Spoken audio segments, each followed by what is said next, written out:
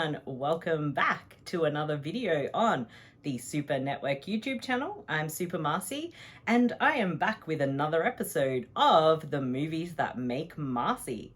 So as we're in June, which is weird to think about that we're in the middle of the year already, This Movie have done Junesploitation, which started several years ago. So June now becomes Junesploitation, where you can watch all the exploitation movies you possibly can. And on their website, which you can check out at the link, they have a list of prompts. So for every day, you can pick a different type of movie. So it might be 80s action or, Scott Adkins, all those kinds of things. So to keep with the theme of exploitation films for June, I've decided that all my June episodes for the Movies That Make Marcey will be exploitation movies, which I think will be a very interesting topic. And this week's film, I think, is going to be a really interesting one. It is one of the more well-known kind of horror exploitation movies, but I think what I have to say about it and my reasoning as to why it is actually something that's helped make me will be quite interesting. Before I get started, I just want to thank our wonderful sponsor, Surfshark VPN. Both Beat and myself actually do use Surfshark. It comes in handy with a lot of things, as do VPN. Surfshark is not only one of the cheapest, but it's definitely one of the most reliable, and you can access a lot of other streaming libraries you may otherwise not have access to, but it's also got a lot to do with your privacy and encryption. It's very highly recommended, and as part of our sponsorship, we can offer up to 81% off for a 24-month subscription. So you can check out the link. It is also in the show description. With that out of the way, let's get right to the Movies That Make Marcey. Today's film, as previously mentioned, is one of the probably better known horror exploitation films. And I've actually decided to go with the original Texas Chain Saw Massacre. So you might be thinking, Marcey, how does the Texas Chain Saw Massacre actually impact you? How has it changed your life? Well, with the theme of the Movies That Make Marcey, I talk about films that have helped shape me as a person, things that have inspired me. I've talked about all sorts of different films, but this one in particular, I think, has done quite a lot for me. So I first saw the Texas Chain Saw Massacre when I was in high school. I rented out that old VHS, remember those? It's something I had heard about quite a lot. There was a lot of websites back at the time talking about like horror movies, disturbing movies, all that kind of stuff. And they would often mention the Texas Chain Saw Massacre as being something that was very instrumental in a lot of, horror. It's, one of the best known horror films from the 70s. So I'd heard so much about it and I definitely wanted to check it out. I did watch it, and the weird thing is, I actually really didn't like it. I hated it, in fact. I was so, angry after I saw the film, which is really funny because the Texas Chain Saw Massacre is actually one of my all-time favorite films. Not just like horror movie or exploitation. It is actually one of my all-time favorite movies. So how do we get from I first saw it and hated it to, now where it is on that list of my favorite films? Well, back then, I think this film had been hyped up so much for me, and maybe I hyped it up myself from everything I had read. I think I was expecting something a lot different, and what I got was not what I expected, and I just really didn't like it. And the really interesting thing about this film is it does feel really grimy. So along with that, I definitely felt really grimy after watching the film.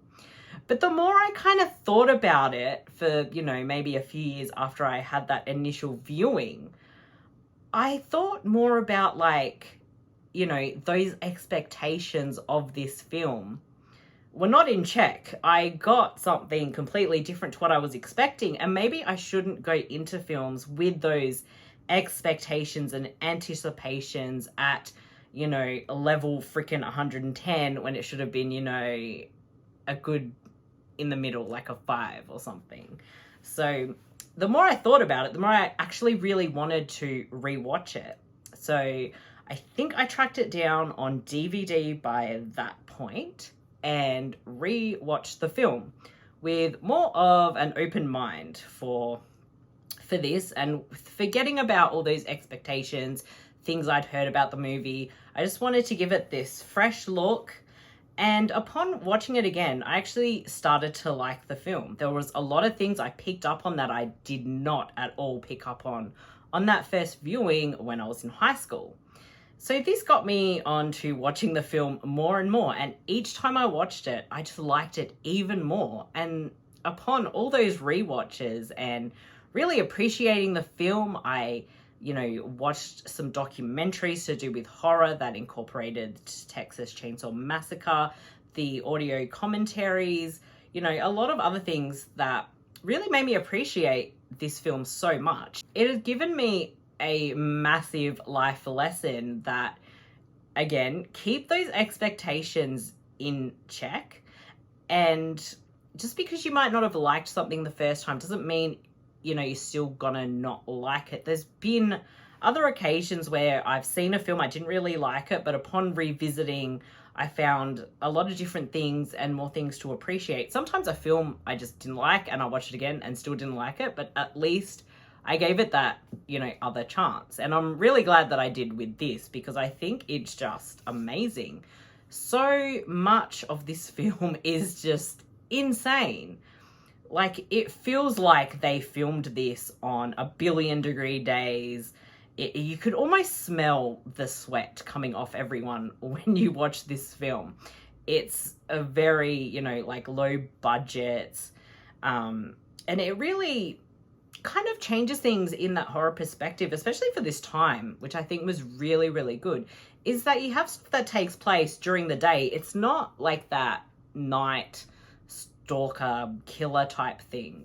Leatherface, obviously the villain of the story, well, one of them, and the other, Sawyer family members, they're doing things in broad daylight. So it's out in the open. It's like that fear that you think only nighttime can be dangerous. It's taken away because these things happen in broad daylight, and it's not limited to just the able-bodied characters. There is a character who is in a wheelchair and he does become a victim. So it's an equal opportunity, horror film. But at least you had some kind of representation there, which I think, is quite important at times. Like, maybe they could have handled that a lot better.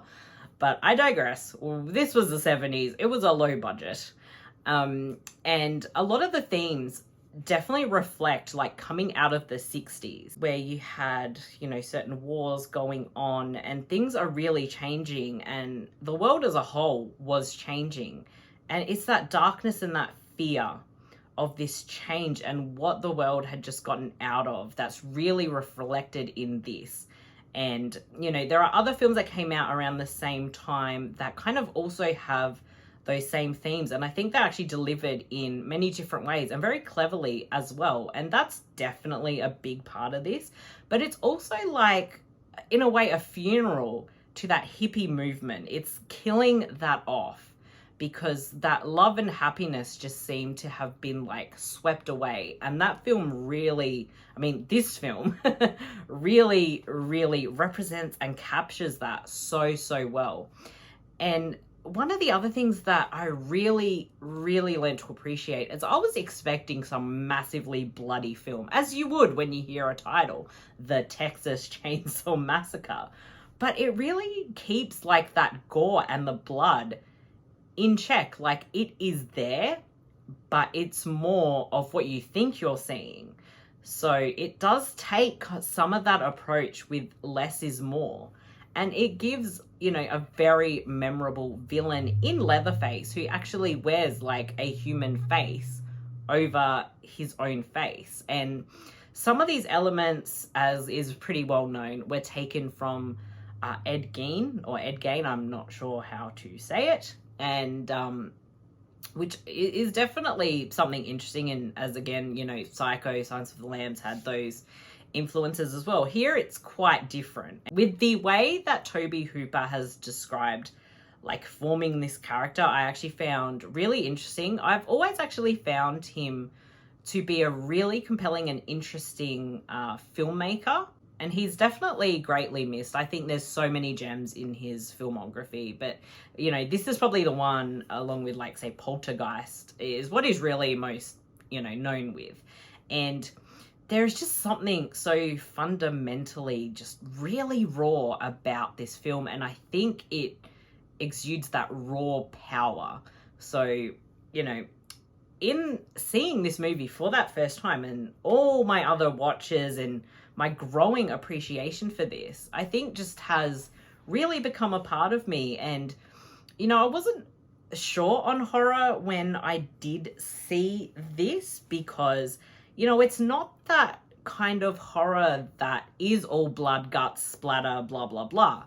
It takes such a different approach. And once I actually realized that, I definitely felt a lot more compelled to explore horror, and it really made me understand, like, horror isn't just these one things. Horror has so many different things, different elements you can use and bring to the table. And for me, horror is such a unique genre that you can have so much under this one bubble. So you know, if people have not seen this film, how have you gone so long without seeing it? Go in with the right expectations and definitely check this out. If, like me, you have seen it many times, rewatch it. Why not? I do have, I think, maybe 3 separate editions of it because, you know, as things get brought out, there's different special features and whatnot, and I did get those. And I actually do quite like the early 2000s remake.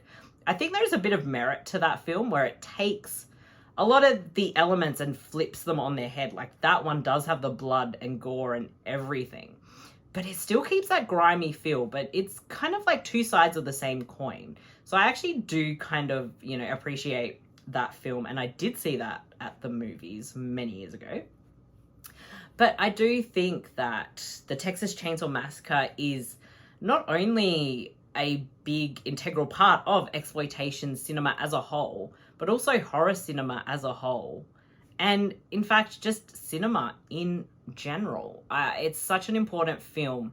It was made at a time and it reflected those times and these attitudes and thoughts and fears. And I think that's just really, really good.